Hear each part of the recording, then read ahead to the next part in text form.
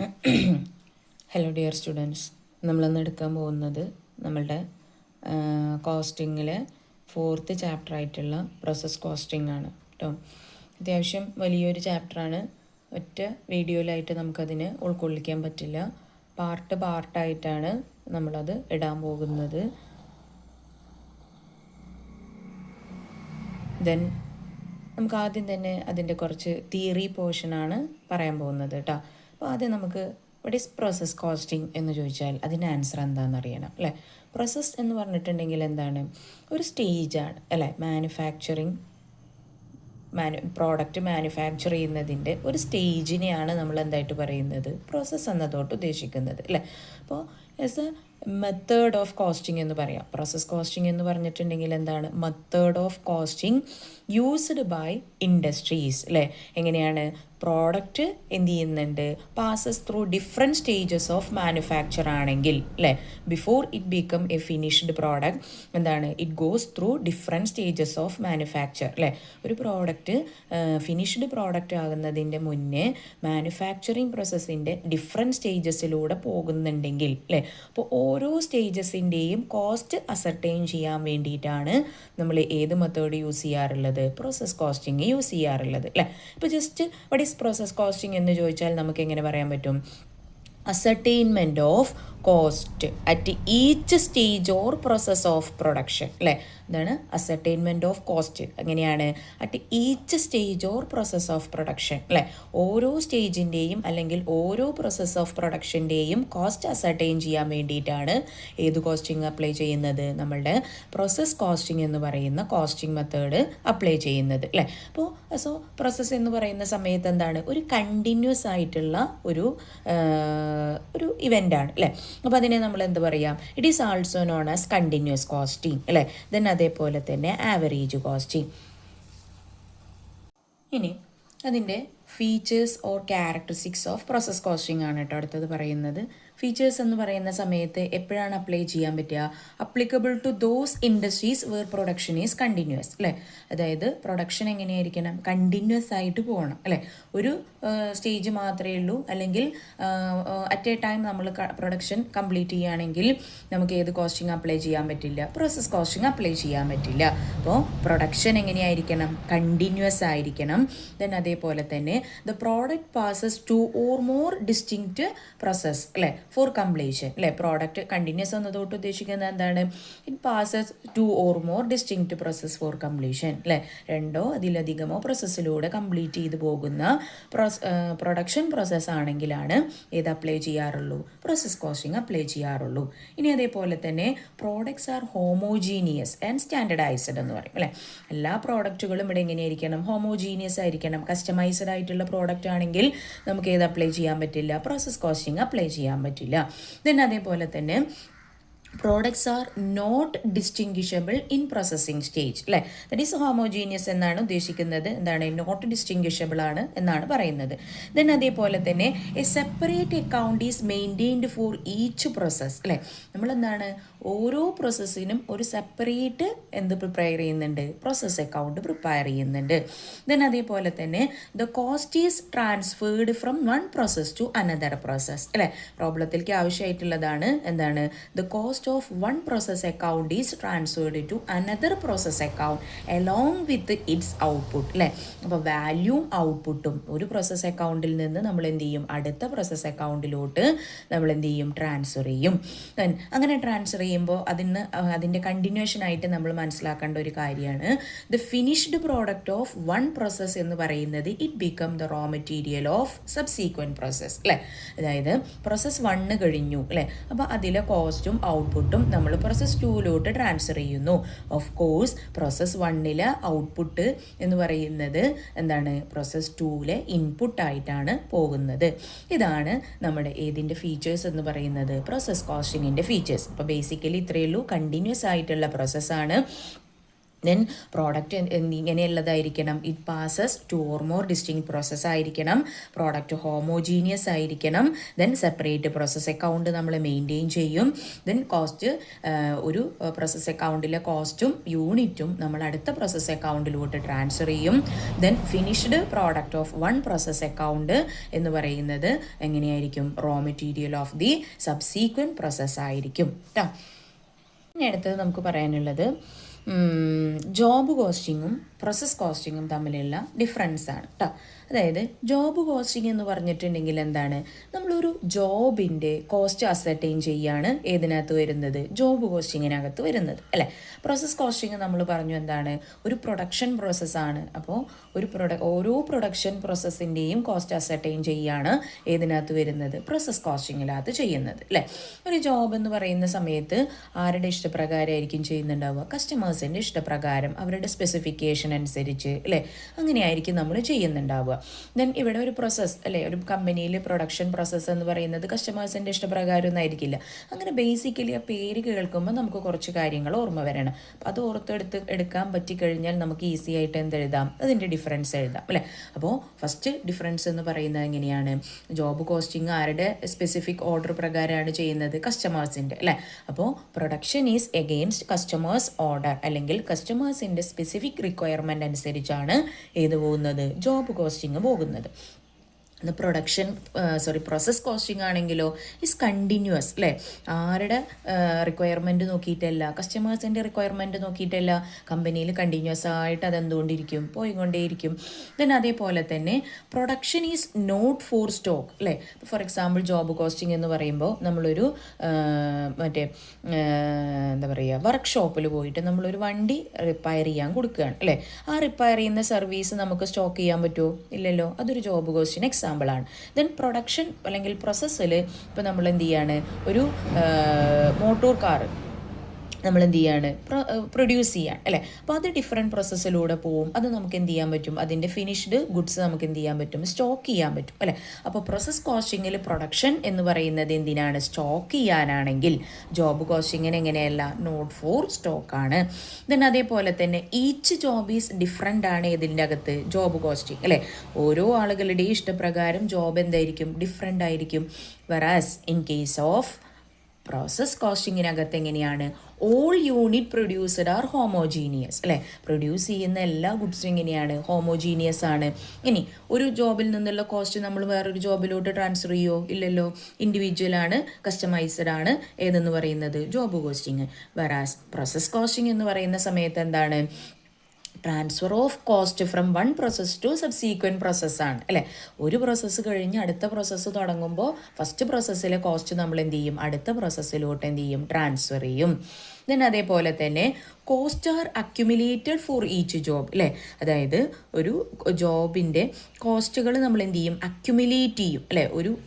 Then അതേപോലെ തന്നെ ഇവിടെ എങ്ങനെയാണ് ചെയ്യുക? പ്രോസസ്സിൻ്റെ കോസ്റ്റാണ് നമ്മൾ എന്ത് ചെയ്യുന്നത്? അക്യുമുലേറ്റ് ചെയ്യുന്നത്. ഇവിടെ എങ്ങനെയാണ്? ജോബിൻ്റെ കോസ്റ്റാണ് നമ്മൾ എന്ത് ചെയ്യുന്നത്? അക്യുമുലേറ്റ് ചെയ്യുന്നത് അല്ലേ. ഇനി ജോബ് കോസ്റ്റിങ്ങിൽ വർക്ക് ഇൻ പ്രോഗ്രസ് എന്ന് പറഞ്ഞാൽ, വർക്ക് ഇൻ പ്രോഗ്രസ് നമ്മൾ ഓൾറെഡി കോൺട്രാക്ട് കോസ്റ്റിങ്ങിൽ പഠിച്ചതാണ്.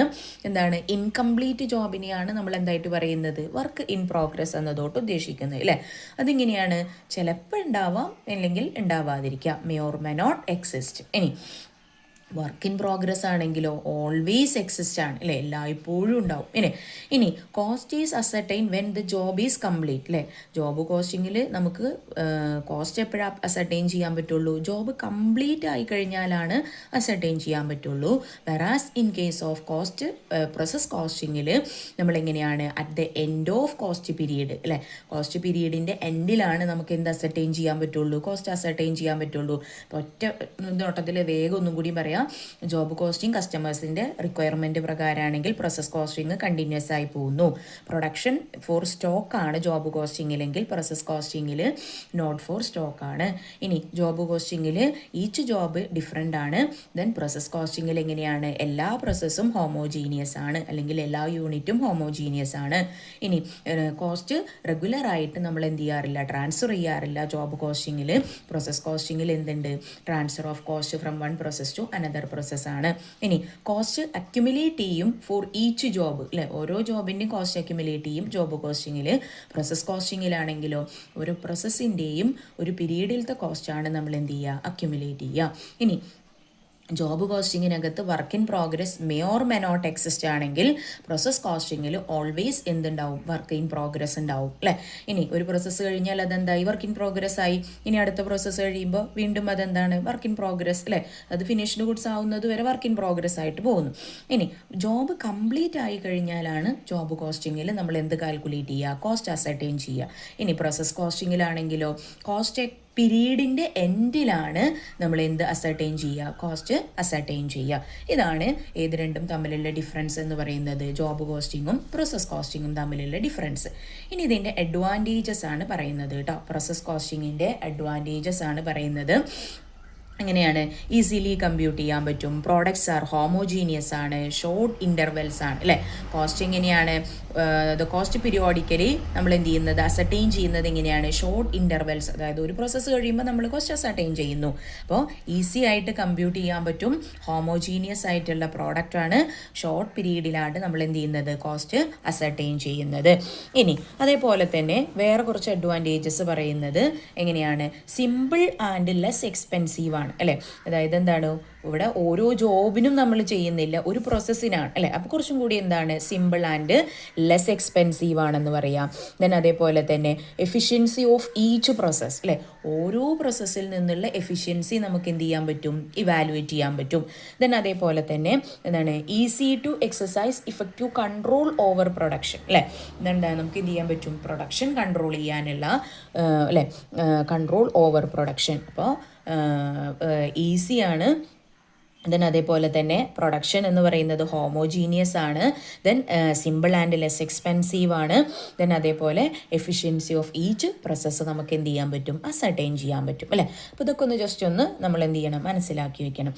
ഇനി അതേപോലെ തന്നെ അതിൻ്റെ ഡിസഡ്വാൻറ്റേജസ് പറയുന്നുണ്ട്. ഇതിൻ്റെ മെയിൻ പ്രോബ്ലം എന്ന് പറയുന്നത് എന്താണ്, വർക്ക് ഇൻ പ്രോഗ്രസ് എന്താണ് കാൽക്കുലേറ്റ് ചെയ്യുക എന്നുള്ളതാണ് അല്ലേ. അപ്പോൾ എന്താണ്, it is difficult to evaluate the work in progress. നമുക്ക് പ്രോബ്ലം ചെയ്യുമ്പോൾ മനസ്സിലാവും എന്താണ് അതിൻ്റെ പ്രാക്ടിക്കൽ ഡിഫിക്കൽട്ടി എന്നുള്ളത് അല്ലേ.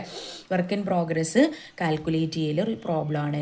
ദെൻ അതേപോലെ തന്നെ ലോസ്, വേസ്റ്റ്, സ്ക്രാപ്പ് ഇതൊക്കെ വരുമ്പോൾ നമുക്കൊരു ബുദ്ധിമുട്ട് വരും അല്ലേ. ദെൻ അതേപോലെ തന്നെ അതായത് അതിൻ്റെ വാല്യൂ കാൽക്കുലേറ്റ് ചെയ്യലത് എന്തല്ല, നോട്ട് ഈസി അല്ല. ഇനി difficult to apportion the total cost among joint product and by product അല്ലേ. ഇത് മൊത്തം ഈ ഡിസഡ്വാൻറ്റേജ് മനസ്സിലാവണമെങ്കിൽ അതിൻ്റെ എല്ലാ പോർഷനും മനസ്സിലായാലാണ് നമുക്ക് മനസ്സിലാവുള്ളൂ. അപ്പോൾ ജസ്റ്റ് ഇപ്പോൾ ഒന്ന് ഇതെന്താ കാര്യം എന്നുള്ളത് മനസ്സിലാക്കി വയ്ക്കുക അല്ലേ. അതായത് cost among joint product and by product നമുക്ക് ഡിറ്റർമിൻ ചെയ്യുക എന്നുള്ളത് എന്താണ്, ഡിഫിക്കൽട്ടാണ് അല്ലേ. ജോയിൻറ്റ് പ്രോഡക്റ്റ് എന്ന് പറഞ്ഞിട്ടുണ്ടെങ്കിൽ എന്താണ്, ഒരുമിച്ച് പ്രൊഡ്യൂസ് ചെയ്യുന്ന കുറേ പ്രോഡക്റ്റുകൾ. ബൈ പ്രോഡക്റ്റ് എന്ന് പറഞ്ഞിട്ടുണ്ടെങ്കിൽ എന്താ വരിക, എന്താണ്, സൈമൾട്ടേനിയസ് ആയിട്ട് എന്താണ് നമ്മളുടെ ആ പ്രൊഡക്ഷൻ പ്രോസസ്സിൻ്റെ ഭാഗമായിട്ട് ഇൻസിഡൻ്റലി പ്രൊഡ്യൂസ് ചെയ്യുന്നതിനെയാണ് നമ്മൾ ബൈ പ്രോഡക്ട്സ് എന്ന് പറയുക. ഇനി അതിൻ്റെയൊക്കെ കോസ്റ്റ് കാൽക്കുലേറ്റ് ചെയ്യൽ എന്താണ്, ഡിഫിക്കൽട്ടാണ്. ഇനി എന്താണ്, ഓൺലി ആവറേജ് കോസ്റ്റ് ആണ്, നോട്ട് ആക്യുറേറ്റ് അല്ല അല്ലേ. അതെന്താണ്, ജസ്റ്റ് ആവറേജ് കോസ്റ്റിംഗ് മാത്രമാണ് നടക്കുന്നുള്ളൂ, എന്തല്ല ആക്യുറേറ്റ് കോസ്റ്റിംഗ് അല്ല എന്നാണ് പറയുന്നത്. ദെൻ അതേപോലെ തന്നെ ഹിസ്റ്റോറിക്കലാണ്, പാസ്റ്റ് ഡാറ്റ യൂസ് ചെയ്തിട്ടാണ് നമ്മൾ ചെയ്യുന്നത്. ഇനി more than one product produce ചെയ്യുന്നുണ്ടെങ്കിൽ കോസ്റ്റ് പെർ യൂണിറ്റ് കാൽക്കുലേഷൻ എന്ന് പറയുന്നത് ഇറ്റ് ബിക്കം ഡിഫിക്കൽട്ടാണ്. അതായത് ജോയിൻറ്റും ബൈ പ്രോഡക്റ്റും വരുന്ന സമയത്തൊക്കെ നമുക്കത് മനസ്സിലാക്കാൻ പറ്റും കേട്ടോ. അപ്പോൾ ഇത്തരത്തിലുള്ള കുറച്ച് പ്രോബ്ലംസ് ആണ് ഇതിനുള്ളത്, നമ്മളുടെ പ്രോസസ് കോസ്റ്റിങ്ങിനകത്തുള്ളത്. അപ്പോൾ work in progress calculation, loss, waste, scrap വരുന്ന സാഹചര്യത്തിൽ cost allocation in between joint and by product. Then accurate അല്ല, ഹിസ്റ്റോറിക്കലാണ്. ദെൻ അതേപോലെ തന്നെ മോർ ദാൻ വൺ പ്രോഡക്റ്റ് വരുന്ന സാഹചര്യത്തിൽ കോസ്റ്റ് പെർ യൂണിറ്റ് കാൽക്കുലേഷൻ എന്ന് പറയുന്നതൊക്കെ എന്താണ്, ഡിഫിക്കൽട്ടാണ്. അപ്പോൾ അത്തരത്തിലുള്ള കുറച്ച് കാര്യങ്ങളാണ് ഇതിൻ്റെ ഡിസഡ്വാൻറ്റേജസ് എന്ന് പറയുന്നത് നമ്മളുടെ പ്രോസസ് കോസ്റ്റിങ്ങിൻ്റെ. ഇനി ഈ ഒരു നമ്മൾ അതിൻ്റെ അക്കൗണ്ടിങ് സൈഡിലോട്ടാണ് ഇനി പോകുന്നത്, പ്രോബ്ലം സെക്ഷനിലോട്ടാണ് പോകുന്നത് കേട്ടോ. ഇനി ഇതിൻ്റെ പ്രൊസീജിയറാണ് നമ്മൾ എന്ത് ചെയ്യാൻ പോകുന്നത്, പറയാൻ പോകുന്നത്. നമുക്കറിയാം പ്രോസസ് കോസ്റ്റിംഗ് എന്ന് പറഞ്ഞപ്പോൾ ഏകദേശം നമ്മൾ പറഞ്ഞു 2-3 പ്രോസസ്സിലൂടെ കടന്നു പോകുന്നു ഒരു പ്രൊഡക്റ്റ് പ്രൊഡ്യൂസ് ചെയ്യുന്ന സാഹചര്യത്തിൽ. അപ്പോൾ നമ്മൾ ഓരോ പ്രോസസ്സിലെയും കോസ്റ്റ് നമ്മൾ ഡിഫറെൻറ്റ് അക്കൗണ്ടുകളിലാണ് നമ്മൾ എന്ത് ചെയ്യുന്നത്, റെക്കോർഡ് ചെയ്യുന്നത്. ഒരു പ്രോസസ്സിലെ കോസ്റ്റുകളൊക്കെ നമ്മൾ ആ പ്രോസസ്സ് കഴിയുമ്പോൾ അടുത്ത പ്രോസസ്സിലോട്ട് നമ്മൾ എന്ത് ചെയ്യുന്നുണ്ട്, ട്രാൻസ്ഫർ ചെയ്യുന്നുണ്ട് അല്ലേ. അപ്പോൾ of course separate process account നമ്മൾ എന്ത് ചെയ്യണം, പ്രിപ്പയർ ചെയ്യണം ഫോർ ഈച്ച് പ്രോസസ് അല്ലേ. ഇനി 2 കോളാണ് നമ്മൾ ഡെബിറ്റിലും ക്രെഡിറ്റിലും കൊടുക്കുന്നത്. എന്താണ്, ഒന്ന് യൂണിറ്റ് കോളവും ഒന്ന് എമൗണ്ട് കോളമാണ് അല്ലേ. നമുക്ക് എത്ര കൊടുത്തു എത്ര കിട്ടിയെന്ന് നമുക്കറിയണം, പ്രോസസ്സിൽ എത്ര ഇൻപുട്ട് കൊടുത്തു എത്ര ഔട്ട്പുട്ട് കിട്ടിയെന്ന് അറിയണം. അപ്പോൾ 2 കോളം നമ്മൾ ഡെബിറ്റിലും ക്രെഡിറ്റിലും കൊടുക്കണം. ഇനി നമുക്കറിയാം എല്ലാ എക്സ്പെൻസസും നമ്മൾ എന്താണ് ചെയ്യാറുള്ളത്, ഡെബിറ്റാണ് അല്ലേ. Debit all expenses and losses എന്നാണ്. അപ്പോൾ എല്ലാ എക്സ്പെൻസസും നമ്മൾ നമ്മളുടെ പ്രോസസ് അക്കൗണ്ടിലും എന്താണ് ചെയ്യുന്നത്, ഡെബിറ്റാണ് ചെയ്യുന്നത്. ഇനി മനസ്സിലാക്കേണ്ട കാര്യം വേസ്റ്റേജ്, ദെൻ അതേപോലെ തന്നെ sale of scrap, by product, ഈ 3 കാര്യങ്ങൾ വന്നു കഴിഞ്ഞാൽ നമ്മൾ എവിടെയാണ് റെക്കോർഡ് ചെയ്യേണ്ടത്, ക്രെഡിറ്റ് സൈഡിലാണ് റെക്കോർഡ് ചെയ്യേണ്ടത് കേട്ടോ. എവിടെയാണ് റെക്കോർഡ് ചെയ്യേണ്ടത്, ക്രെഡിറ്റ് സൈഡിലാണ് റെക്കോർഡ് ചെയ്യേണ്ടത്. എവിടെയാണ്, ക്രെഡിറ്റിൽ. മറക്കരുത്, waste, sale of scrap, by product അല്ലേ. അതായത് മൊത്തം മെറ്റീരിയലിൽ ഈ സംഭവങ്ങളൊക്കെ നമ്മൾ ഉൾക്കൊള്ളിച്ചിട്ടുണ്ട്. അത് കുറയണമെങ്കിൽ അതിനെ നമ്മൾ എന്ത് ചെയ്യണം, ക്രെഡിറ്റ് ചെയ്യണം അല്ലേ. Waste, sale of scrap, by product. ഇനി നോർമൽ ലോസ്, അബ്നോർമൽ ലോസ്. ഈ നോർമൽ ലോസ് ആണ് ഏതൊക്കെ, വേസ്റ്റും സെയിൽ ഓഫ് സ്ക്രാപ്പും. അത് ഡീറ്റെയിൽ ആയിട്ട് നമുക്ക് പ്രോബ്ലം ഓരോ സെക്ഷൻ പറയുമ്പോൾ പറയാം. ഇതൊക്കെ നമ്മൾ എവിടെയാണ് എഴുതുക, ക്രെഡിറ്റ് സൈഡിലാണ് എഴുതുക. ഇനി ക്രെഡിറ്റും ഡെബിറ്റും തമ്മിലുള്ള ഡിഫറൻസ് ആണ് ഓഫ് കോഴ്സ് ഏത് സൈഡ് തന്നെ ആയിരിക്കും കൂടുതലുണ്ടാവുക, ഡെബിറ്റ് സൈഡാകും കൂടുതലുണ്ടാവുക. ക്രെഡിറ്റിൽ ഈ 3 ഐറ്റം ആണല്ലോ വരുള്ളൂ. ഇനി അങ്ങനെ വരുന്ന സാഹചര്യത്തിൽ ഈ ഡെബിറ്റ് കൂടുമ്പോൾ ഡെബിറ്റിലുള്ള എമൗണ്ട് ആണ് ഏതെന്ന് പറയുന്നത്, കോസ്റ്റ് ഓഫ് പ്രൊഡക്ഷൻ എന്ന് പറയുന്നത് അല്ലേ. ഇത് നമ്മൾ എന്ത് ചെയ്യും, അടുത്ത പ്രോസസ്സിലോട്ട് ട്രാൻസ്ഫർ ചെയ്യും. ഇനി അതേപോലെ തന്നെ ഔട്ട്പുട്ട് അല്ലേ, കുറേ പ്രോസസ്സുകൾ കഴിഞ്ഞു, ലാസ്റ്റ് പ്രോസസ്സിൽ നിന്ന് കിട്ടുന്ന ഔട്ട്പുട്ടാണ് നമ്മളുടെ എന്തായിട്ട് വരുന്നത്, ഫിനിഷ്ഡ് സ്റ്റോക്കായിട്ട് വരുന്നത് അല്ലേ. ഇനി അത്തരത്തിൽ കുറച്ച് കാര്യങ്ങൾ നമ്മൾ എന്ത് ചെയ്യണം, മനസ്സിലാക്കി വെക്കണം. ഇനി നമ്മളുടെ പ്രോസസ് അക്കൗണ്ടിൽ നമ്മളുടെ പ്രോബ്ലംസ് നമ്മൾ ഡീൽ ചെയ്യുന്നത് 6 സെക്ഷനായിട്ടാണ് നമ്മൾ എന്ത് ചെയ്യുന്നത്, പ്രോസസ് അക്കൗണ്ടിൻ്റെ പ്രിപ്പറേഷൻ അല്ലെങ്കിൽ അക്കൗണ്ടിങ് പ്രൊസീജിയർ പറയുന്നത്. അതിൽ ഒന്നാമത്തെയാണ് സിമ്പിൾ പ്രോസസ് അക്കൗണ്ട് അല്ലേ. ഇതാണ് നമ്മൾ ഇന്നത്തെ എടുക്കാൻ പോകുന്നത്. വിത്തൗട്ട് പ്രോസസ് ലോസ് ആണ് കേട്ടോ. രണ്ടാമത്തെ നോർമൽ പ്രോസസ് ലോസ് വരുമ്പോൾ, മൂന്നാമത്തെ അബ്നോർമൽ പ്രോസസ് ലോസ് വരുമ്പോൾ, നാലാമത്തെ പ്രോസസ് ഗെയിന് വരുന്ന സമയത്ത്, അഞ്ചാമത്തെ ജോയിൻ്റ് ആൻഡ് ബൈ പ്രോഡക്റ്റ്, ആറാമത്തെ ഈക്വലൻ്റ് പ്രൊഡക്ഷൻ അല്ലേ.